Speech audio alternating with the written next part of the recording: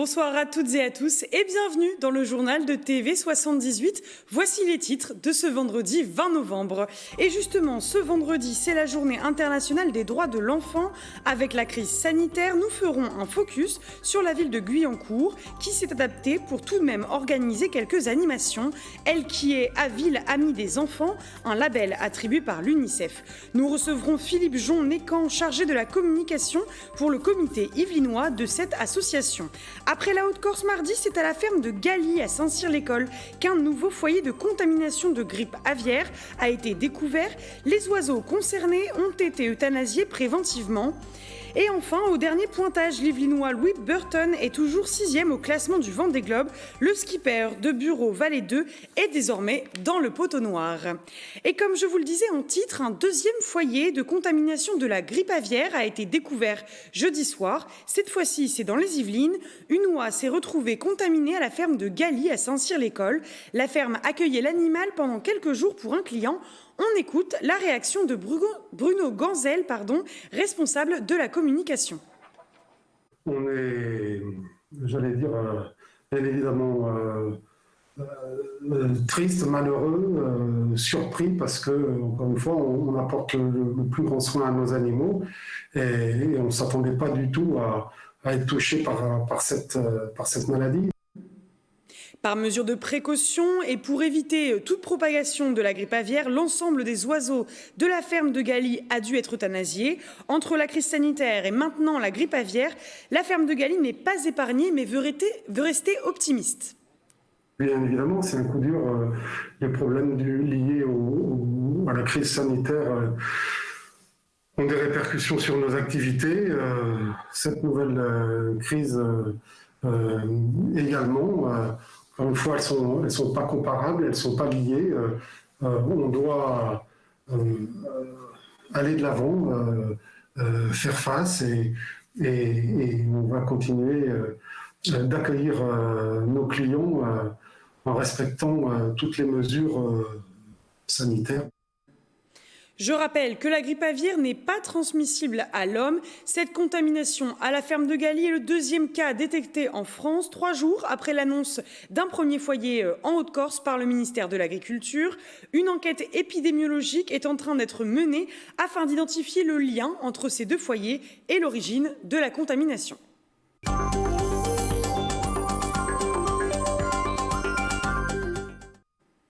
Avant de recevoir Philippe Jon-Nécan de l'UNICEF des Yvelines pour parler de ce vendredi 20 novembre, journée internationale des droits de l'enfant, focus sur la commune de Guyancourt, ville amie des enfants depuis 2006. Cette année, avec la crise sanitaire, la municipalité s'est adaptée pour organiser quelques animations autour de cette journée. Reportage.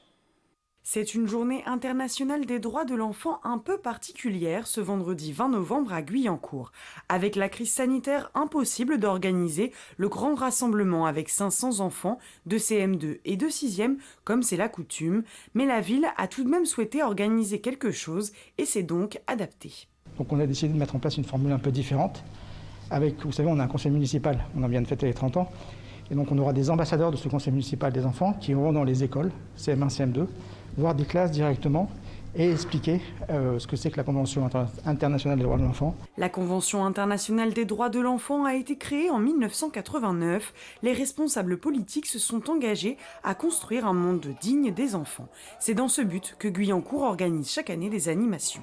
L'objectif, c'est d'expliquer un petit peu aux enfants, les sensibiliser à cette convention, leur expliquer tous les droits qui sont écrits dans cette convention et tout, bien sûr, quand il y a des droits et des devoirs, tous les devoirs associés à cette convention, et puis aussi un moyen de les ouvrir sur le monde, de les ouvrir vers l'extérieur, et puis de commencer à leur donner une culture de citoyen, les premiers gestes de citoyen. Depuis 2006, la commune est aussi ville amie des enfants. Ce titre, créé en 2002, c'est l'UNICEF qui l'attribue. Ils nous apportent des formations, ils nous apportent des kits qu'on déploie auprès des enfants. Donc c'est un partenariat entre la ville de Guyancourt et l'UNICEF. Donc, dans le cadre de ce partenariat, donc le dossier qui va être renouvelé en décembre, on va l'articuler autour de plusieurs thèmes. Donc il y a la lutte contre l'exclusion, le bien-être de l'enfant, la qualité de l'éducation qu'on est capable de proposer sur Guyancourt, et bien sûr tous les partenariats qu'on construira avec l'UNICEF. Après Versailles et Saint-Germain-en-Laye, Guyancourt est l'une des premières communes à avoir fait partie de ce réseau dans les Yvelines. Au total, 250 communes de France bénéficient de ce titre de ville amie des enfants, dont 14 sont yvelinoises. Nous accueillons donc Philippe Jonnécan. Bonsoir. Bonsoir. Vous êtes chargé de communication au sein de la délégation des Yvelines de l'UNICEF et vous êtes avec nous aujourd'hui, ce vendredi 20 novembre, journée internationale des droits de l'enfant. Qu'est-ce que ça signifie ? Alors la Journée internationale des droits de l'enfant, c'est pas nouveau puisque ça fait 30 ans qu'on mène une action particulière pour l'enfance. Pourquoi ? Parce que jusqu'à une date finalement récente, jusqu'au début du siècle, les enfants n'avaient aucun droit, aucun n'était pas reconnu. On se souvient de leurs conditions de travail dans les mines anglaises au XVIIIe siècle et même au début du XIXe. Donc il a fallu vraiment que quelqu'un se penche largement. C'est un pédopsychiatre polonais d'ailleurs qui s'est penché sur la condition des enfants. Il s'appelle Monsieur Dvorak, et c'est lui qui a mis en place toute une étude sur les conditions des enfants et conditions qui, jusqu'en 1979, ça a été la première déclaration des droits de l'enfant à l'ONU, ça a amélioré largement les choses, et la Convention internationale des droits de l'enfant qui a été donc adoptée le 20 novembre 1989 à l'unanimité, c'est la première fois qu'un traité portant sur des conditions humanitaires est ainsi adopté par l'ONU.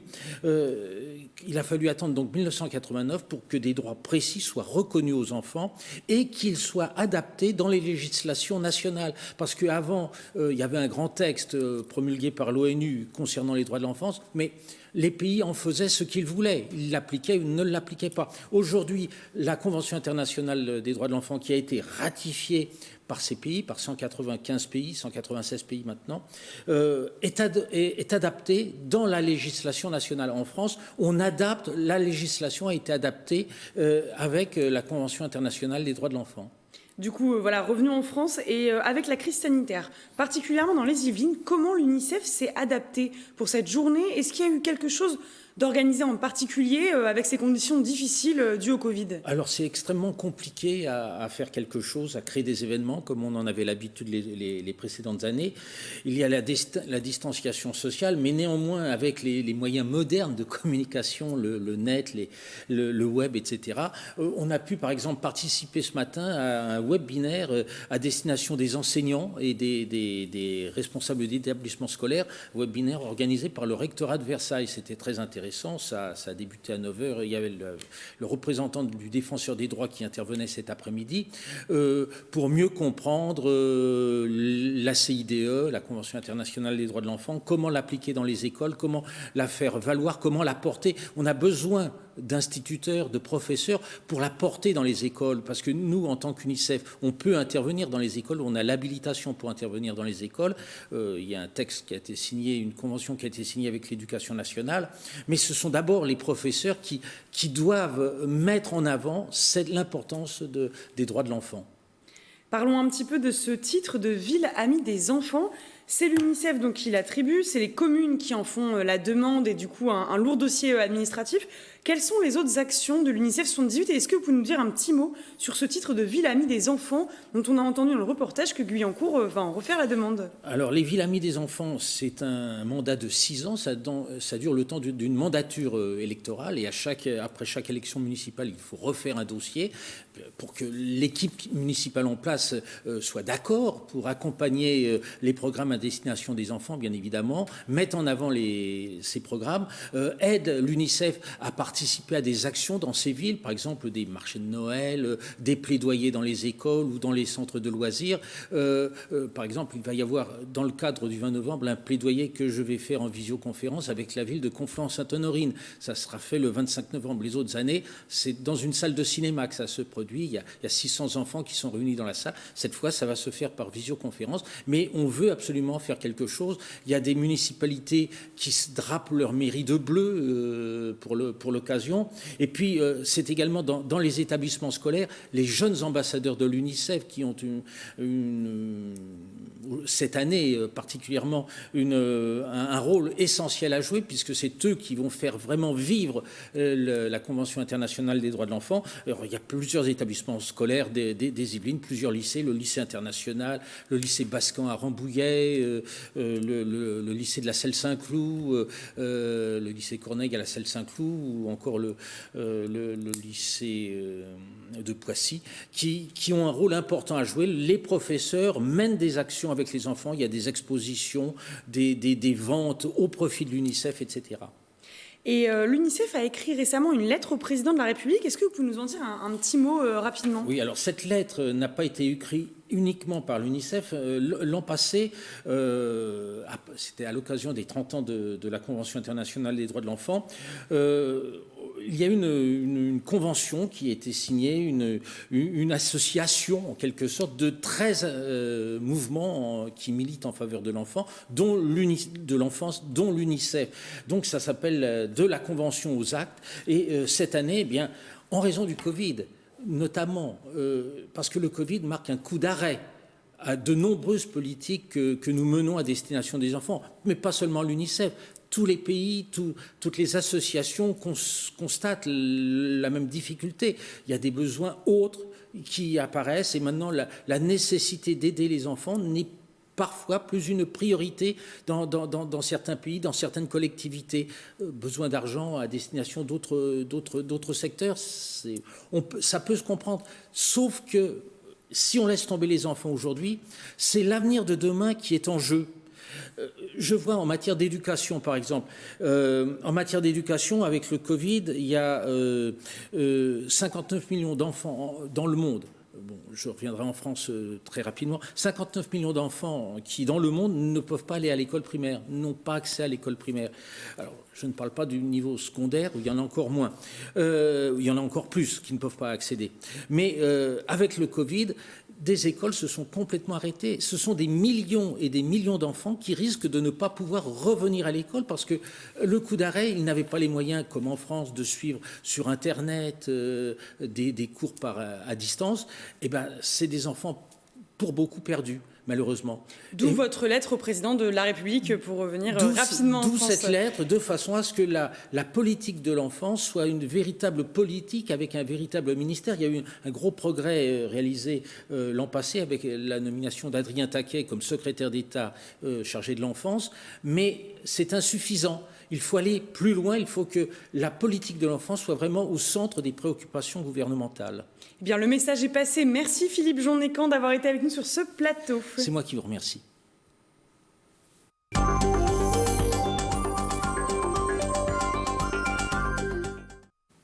L'actualité, c'est aussi un nouveau prix pour Elancourt. La commune s'est vue décerner le 22 octobre dernier le prix Territoria d'or, récompensant les services numériques aux personnes, développés notamment lors du premier confinement. On fait le point avec Jean-Michel Fourgousse, le maire de la ville, au micro de Mélanie Poquet.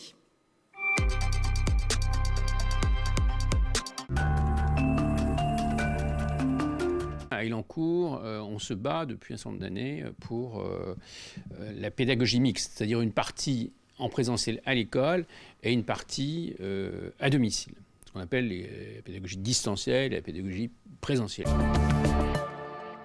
Il faut 4 conditions. La première, c'est d'abord d'avoir un réseau de qualité, il faut être fibré, c'est le cas. Donc ça, c'est l'institution mairie qui a poussé à cela. Bon, ensuite, il y a le rôle des profs. Les profs font une surformation, ils ont une formation complémentaire quand ils arrivent à Elancourt, à Saint-Quentin. Troisièmement, il faut que l'enfant soit très bien formé aussi au numérique et qu'il soit très à l'aise avec une tablette. On a rajouté un 4e élément qui a joué un rôle pour obtenir ce premier prix national, c'est les parents. On a formé aussi les parents pour qu'ils soient un environnement qui fasse du renforcement positif.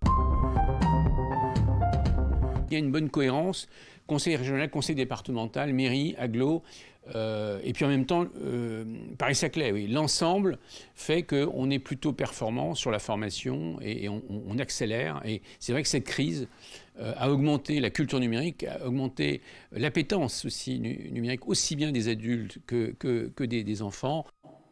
Dans l'actualité sportive, le départ du Vendée Globe 2020 a été donné le 8 novembre dernier depuis les Sables d'Olonne. Comme vous le savez, un Yvelinois participe à cette édition, Louis Burton, originaire de Rambouillet. Pour sa 3e participation à la course, le skipper du 78 s'en sort plutôt bien. Ce vendredi 20 novembre, au moment de cette émission, Louis Burton pointe à la 6e place du classement. Retour sur ses derniers jours en mer avec Michael Elmidoro. Cette 2e semaine de compétition a été moins éprouvante que la première pour Louis Burton. Cette fois-ci, pas de casse ni de faux départ. Le skipper originaire de Rambouillet avance dans l'océan Atlantique en direction de l'équateur à bord de son IMOCA Bureau Vallée 2. Le navigateur profite des conditions climatiques plus clémentes. Quand on arrive dans l'Alizé, sur Bureau Vallée, c'est les repas. Parce qu'on passe en mode salade d'été alors qu'en France, vous êtes tous en train de manger des tartiflettes. Et voilà. Cette magnifique salade du jardin avec du riz, des betteraves, des champignons de Paris, du maïs, fait maison. Et on va l'agrémenter de ce magnifique accessoire, c'est de l'huile d'olive à la truffe. Dans la même journée, Louis Burton a jeté des capteurs dans l'océan pour recueillir des données océanographiques. Un partenariat créé entre son sponsor, la classe IMOCA, et l'UNESCO. On est très fiers, on espère que cette balise, ça va bien être. Bon vent et bonne recherche. Le lendemain, le décor est moins idyllique. Louis Burton affronte le très redouté Poteau Noir, une zone de convergence intertropicale au large de la côte ouest africaine, un secteur instable. C'est vraiment une zone pourrie. Et dans le temps, c'est la guerre. Ah, j'aime pas ça là. Waouh. Sacré Poteau Noir quand même, hein. Après 13 jours de course, Louis Burton est toujours 6e du classement mais remonte sur les premiers. Le Vendée Globe 2020 est toujours dominé par le Britannique Alex Thompson sur Hugo Boss.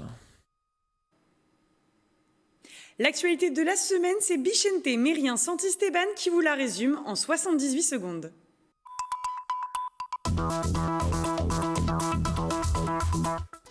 Le maire du Chênay-Rocancourt, Richard Delpierre, a fait appel de la décision du tribunal administratif d'annuler l'élection municipale du 15 mars dernier.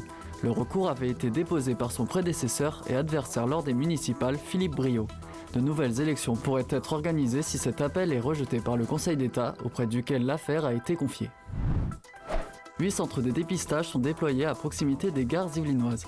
Des tests antigéniques y sont réalisés pour des résultats communiqués en une vingtaine de minutes. Les centres aux gares de Saint-Quentin-en-Yvelines et Versailles-Chantier sont déjà effectifs. Un marché virtuel de Saint-Quentin-en-Yvelines, c'est la promesse de l'application Shop in Sky.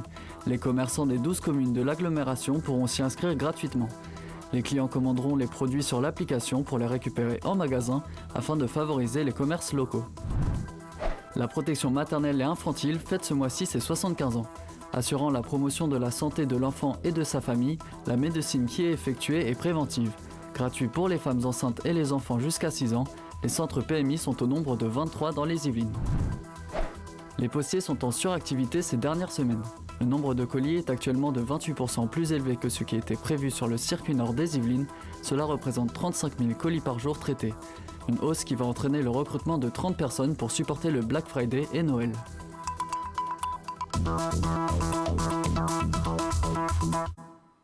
Pour terminer ce journal, c'est une triste nouvelle que l'on a appris dans le courant de la semaine. Jean Girard, figure de la vie locale à Manille-les-Hameaux, s'est éteint le week-end dernier. Président du comité local de la Fédération nationale des anciens combattants d'Afrique du Nord, il aimait transmettre la mémoire de la paix. Hommage avec Mélanie Poquet et Bichente Mérien Santisteban. Alors un gros défaut que j'ai, mais je pense que, je ne sais pas si on doit le dire, j'ai une grande gueule. Mais j'aime bien dire ce que je pense, et je crois que ça, c'est aussi une force. Ma qualité, j'aime bien les gens. Un personnage, Jean Girard, indissociable de Manille-les-Hameaux, il s'y était installé en 1964. Depuis, il œuvrait à travers plusieurs engagements. Il avait des discussions qui étaient très franches, très directes, mais simplement parce que justement, il aime les gens et il voulait que ça aille vite, que ça avance, que des problèmes d'injustice soient réglés très vite. Et là-dessus, il lâchait rien. Mais c'est à travers 2 créations qu'il laissera le souvenir le plus fort, le Téléthon. Grâce à sa mobilisation, celle de son épouse et de ses amis, Manille-les-Hameaux bat chaque année des records de dons. J'aime beaucoup les enfants. Au début, quand j'ai fait les premières fois qu'on avait fait le Téléthon, j'avais du mal à être auprès des enfants handicapés. Pas qu'ils me faisaient peur, loin de là, au contraire. Mais j'avais ma larme. Ce qui portait Jean Girard, c'était aussi la mémoire, la sienne et celle de ses amis anciens combattants. En 1997, il crée le comité local de la FNACA. Jean Girard est appelé en juillet 1958. Il passera 22 mois en Algérie. Le formidable qu'il y avait, c'est l'esprit de camaraderie. Le matin, les gradés, on ne se saluait pas, on se serrait la main. Les gamins nous ont posé tout un tas de questions et tout, et on leur dit toujours à chaque fois, la paix, ne vous battez pas dans la cour de récréation, ne vous bagarrez pas, parlez, discutez, expliquez-vous, mais ne faites pas la guerre.